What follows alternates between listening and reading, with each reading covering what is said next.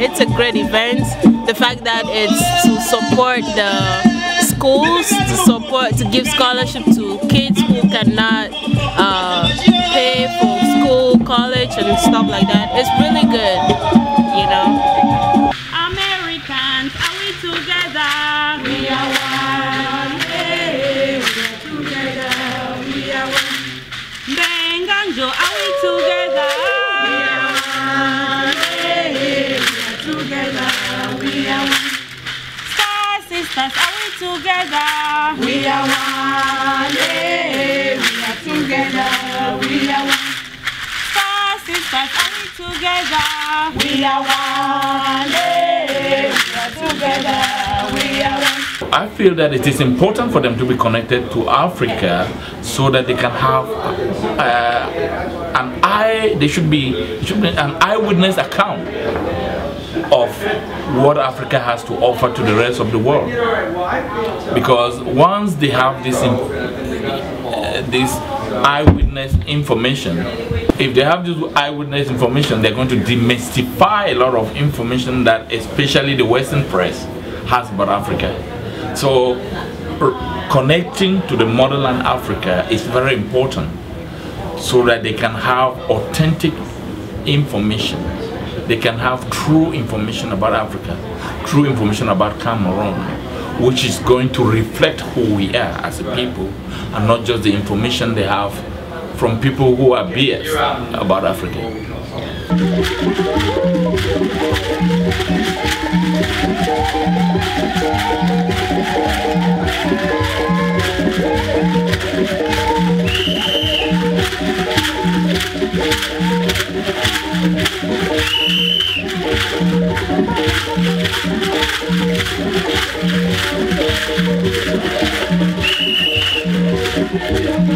You know, a council came to discover that the African American community is a very natural constituency, especially because of the passion that you have among African Americans to trace their ancestry back to Cameroon, back to Africa. At one point we attended an event organized by, it's called PANAFest, the Pan-African Cultural Festival, which holds every year in Silver Spring, and we discovered that there were African Americans who had just traced their ancestry to Cameroon.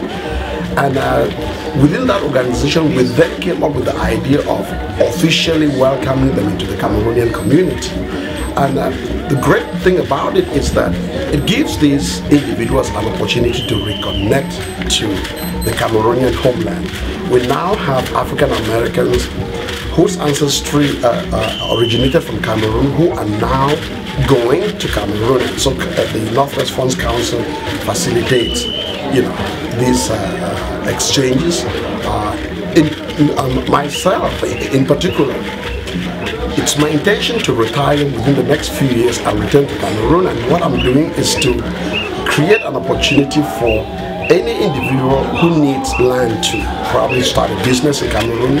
If I find people who are willing to probably put up a house in Cameroon as their vacation home. Cameroon is a very beautiful country, and if you have your home there, then you don't have to waste too much money going on vacation to Europe or to South America. You go to Cameroon, and especially if you call that your native land. Cameroonians are a very warm and welcoming people, and so there's nothing as natural as African Americans who have traced their ancestry to Africa to feel they are belonging to Cameroon. So we really appreciate that. The role that council is playing right now in order to facilitate this embrace of Africa.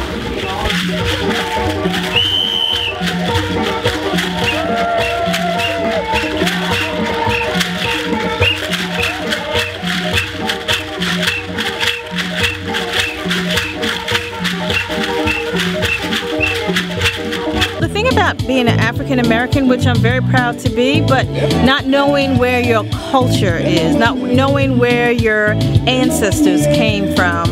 At least if you wanted to, I know that the Cameroonians are big in doing the DNA testing to find out where people originated from, where your ancestors are.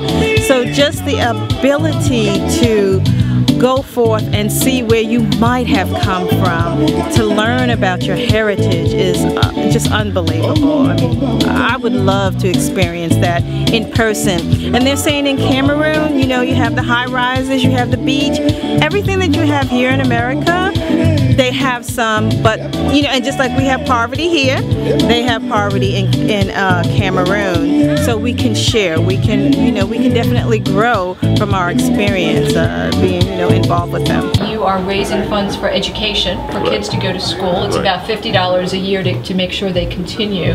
What other needs does your village of Kesu have?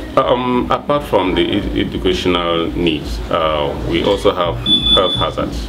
Health hazards. Kesu in particular, we think that after because we are working on a water project, which is very, very important, you know, and it's almost, you know, close to realization. Then the next element that we will settle on, or that we embark on, is constructing a health, you know, clinic, you know, for the village, or for the fund, or for the kingdom. So how are the children selected that get the scholarship? Actually, we go by their, you know, progress records, their academic performance in school. So this is where we consider. Then we look at the background of the, you know, parents. Are they, you know, economically viable, or they are less fortunate? These are the conditions or the parameters that we consider before, you know, we select, you know, the students who are beneficiaries to the scholarship project. So you're looking for kids that the families really need the money, Yes, and that they're very hardworking, good students, so they'll make good use out of the scholarships. Exactly that. It's very nice that you're trying to educate the youth. That's probably the key to bringing Africa up, is education. And what the kids, if we can educate them and get them into college, I think it'll be very good.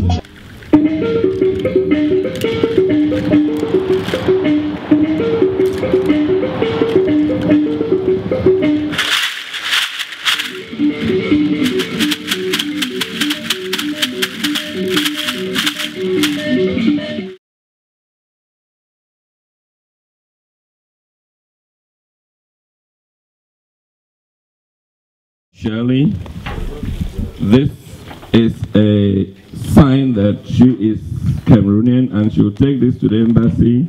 She'll be issued a passport whenever she wants to travel. She is Cameroonian by virtue of this certificate. Is that not wonderful? Isn't it though? Thank you, thank you. Over to you, sir.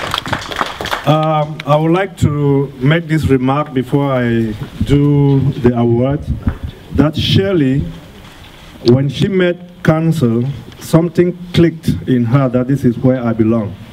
She did not need to make the DNA test to decide that she was from Cameroon. She just knew that she is Cameroonian. And because of that, we had this naming ceremony back in the month of April, or was it March, and she was given the name of Marfo. So I am delighted on behalf of council to present her with this certificate that carries her new name, and it also carries the flag of the USA and Cameroon. So welcome into the Cameroonian community, Marfo. Thank you. And may God continue to bless your heart. Thank you very much. You're welcome. One of the things that I found when I was talking to one of the Fons, which are also known as Kings, was that it cost $50 a year to send one child to school. It costs $500 a year to send one child to college. Now, I'm a poker player. I figured I put $50 on one hand.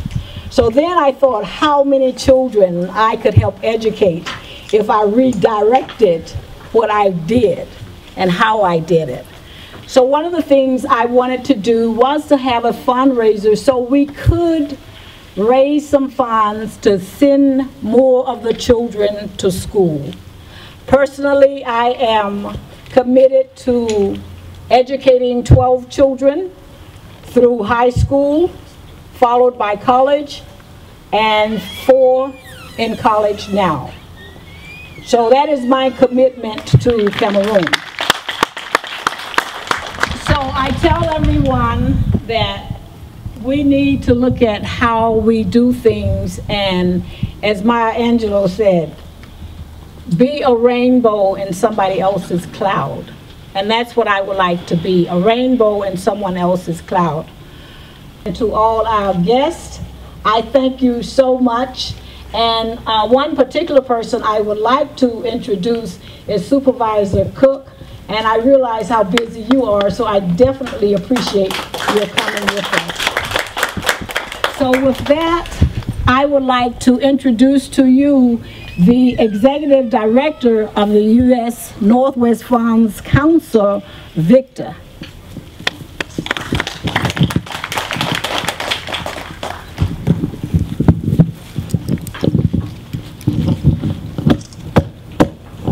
Your Majesties, ladies and gentlemen, our dancers, the Cameroonian dancers, the Star Sisters and Kikum from the Northwest Province, you are all welcome.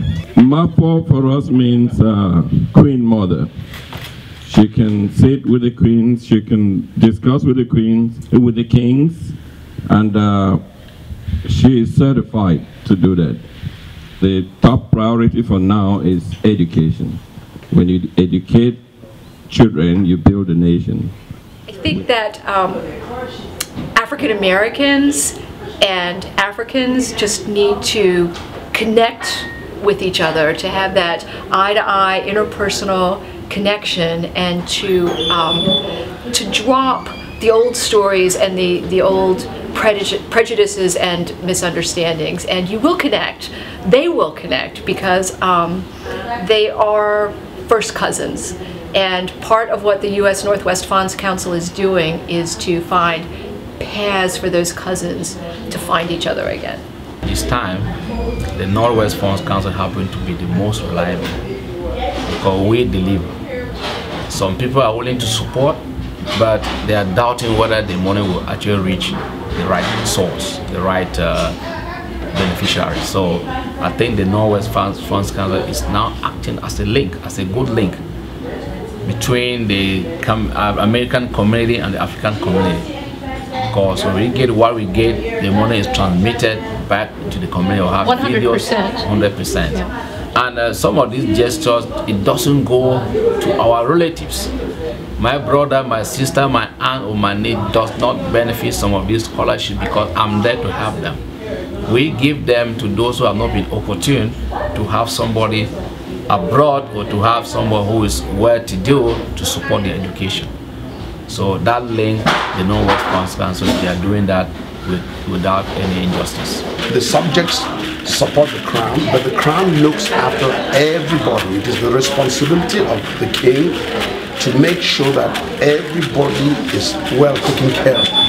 And so you see people of the village supporting the crown, but the crown in turn taking time to look after, take care of the village.